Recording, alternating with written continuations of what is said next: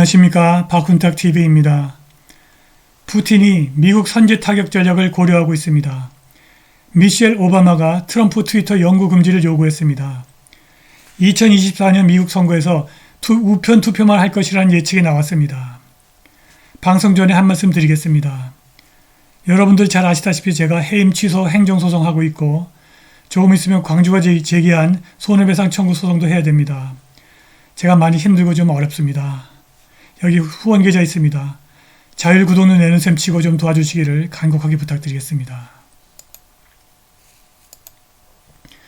우크라이나의 국가안보 및 국방위원회 장관이 키예프의 적이 돈바스 공화국에서 블라디보스토크까지 땅을 차지하고 있다고 말했고 12월 11일 드미트리 메드베데프 러시아 안전보장이사회 부의장은 자신의 텔레그램 채널에서 러시아가 키예프 정권을 지지하는 서방 국가들에 대항하기 위해서 새로운 물리학적 원칙을 기반으로 하는 것을 포함해서 가장 강력한 무기 생산을 확대하고 있다고 밝혔습니다.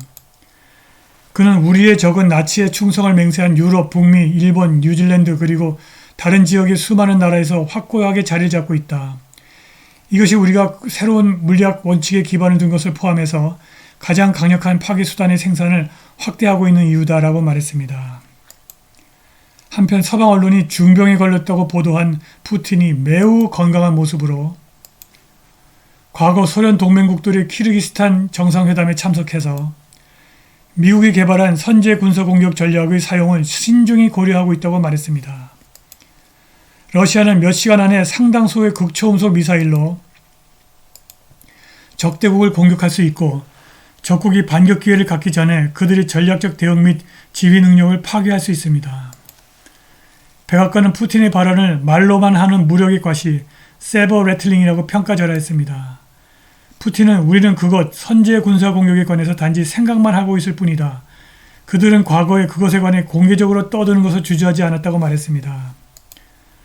수년 동안 크렘린궁은 정밀 유도 재래식 무기로 세계 어느 곳이든 1시간 이내에 적의 전략적 목표를 타격할 수 있는 소위 재래식 신속 글로벌 타격 능력을 개발하려는 미국의 노력에 대해서 우려를 표명해 왔습니다. 푸틴이 말한 것은 조지 W. 부시 대통령이 2000년대 초에 처음 만든 Conventional Prompt Global Strike PGS 계획인데 대대적 확전 위험과 극초음속 미사일 기술 부재 때문에 폐기되었습니다.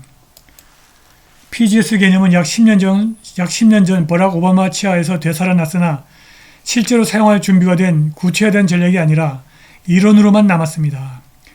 미국의 극초음속 미사일 개발 프로그램은 여러 번 지연을 겪었고 현재 그 경쟁에서 러시아에 뒤처져 있습니다.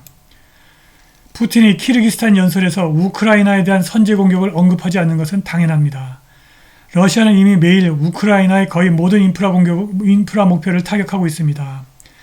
푸틴의 선제 군사 타격 대상은 미국을 포함한 나토 회원국일 수밖에 없습니다. 기자들은 푸틴이 잠재적인 선제 타격을 언급할 때 엷은 미소를 지었다고 전했습니다. 푸틴은 분쟁이 고조될 위험이 있다면서 이것을 상황을 지배하려는 욕망을 가진 서방 엘리트 탓으로 돌렸습니다. 그는 선제 공격 이론이 미국의 창조물임을 강조했습니다. 서방 언론은 푸틴의 선제 타격 위협이 단지 백악관의 의표를 찌르려는 것이라고 해석하는데 이것은 아무래도 아전인수 같습니다. 과연 미국이 푸틴의 선제 군사 타격 가능성에도 불구하고 우크라이나에 대한 무모한 군사 지원을 지속할지 귀추가 주목됩니다. 일론 머스크가 공개한 최근 트위터 파일에서 트럼프의 트위터 계정이 영구 삭제되기 하루 전에 오바마의 부인 미셸 오바마와 몇몇 다른 저명한 민주당 사람들이 트럼프 계정의 영구 삭제를 요구한 사실이 드러났습니다. 트위터 파일 사탄에서 머스크와 마이클 쉘렌버거 기자가 트럼프 금지에 대해서 내부적으로 그리고 외부적인 압력이 있었다고 밝혔습니다. 2020년 1월 7일 트위터에서 미셸 오바마가 이렇게 썼습니다. 지금은 실리콘밸리 회사들이 이 괴물스러운 행태를 멈출 때이다. 그리고 이 남자를 그들의 플랫폼에서 영원히 금지함으로써 그리고 그들의 기술이 국가 지도자들이 반란에 기름을 붓는 데 사용하는 것을 막는 정책을 집행함으로써 더 나아가야 한다. 그리고 만약 우리가 이 나라를 개선하는 데 있어서 어떤 희망이 있다면 지금이 어제의 부끄러움으로 이어진 리더십의 실패에 신속하고 심각한 결과를 제공해야 할 때이다. 당시 트럼프의 계정은 단지 서스펜션, 정지 상태에 있었을 뿐이었습니다. 트럼프 계정이 정지된 지 하루 만에 당시 CEO 잭 도로시는 직원들에게 이 메일을 보내 다음과 같이 지시했습니다. 일시적 정지 이후 사용자의 계정 복귀 권리를 포함한 정책의 일관성을 유지하라. 뿐만 아니라 셸렌버거 기자는 트위터가 공적인 이해 예외라는 정책을 갖고 있었는데 이것은 선출된 공직자는 다른 정책을 위반했을지라도 그들의 임무에 공적인 이해가 있기 때문에 금지되지 않는다는 정책입니다. 그러나 트럼프 사례에서는 이 정책이 깡그리 무시되고 말았습니다. 일론 머스크가 터뜨릴 트위터 파일 5탄이 기대됩니다. 머스크가 선거 이슈를 다뤄주기를 기대합니다. 에릭 어터라는 저자가 절반만 심각하다는 농담 같은 예측을 내놓았습니다. 2024년 2월 22일 바이든이 질병관리본부 CDC와 관련된 의료 전문가들과 함께 새로운 코로나 바이러스가 수산시장 동쪽에서 발생했다고 발표하면서 새로운 바이러스의 감염 억제를 위해서 장장 2개월간 봉쇄를 명령한다. 아무도 여행 허락을 받지 못하고 모든 비필수적 사업이 폐쇄된다. 일부 사람들은 이 질병을 보스턴 플루, 보스턴 독감이라고 부르기 시작하고 당국자들은 그들을 총으로 쏘겠다고 위협한다.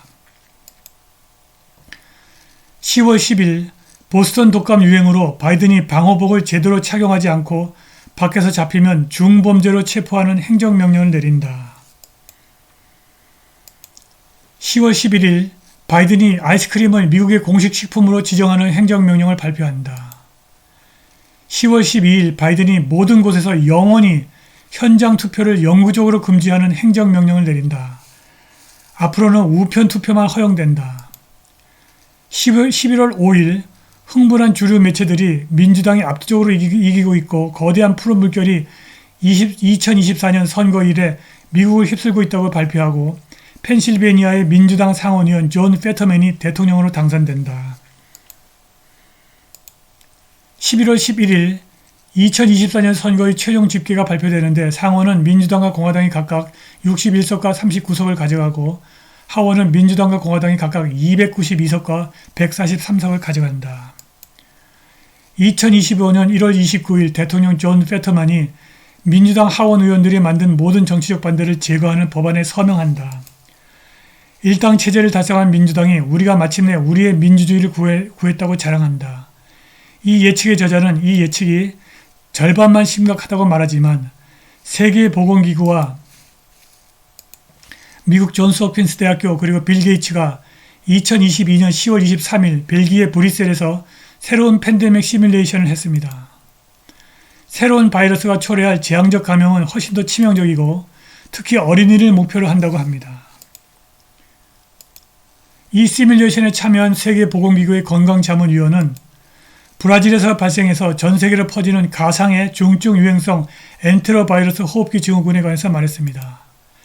왜 하필 이 시뮬레이션이 브라질에서 새로운 팬데믹이 발생한다고 설정했는지 그 의도가 궁금합니다. 오늘 방송은 여기까지입니다. 감사합니다.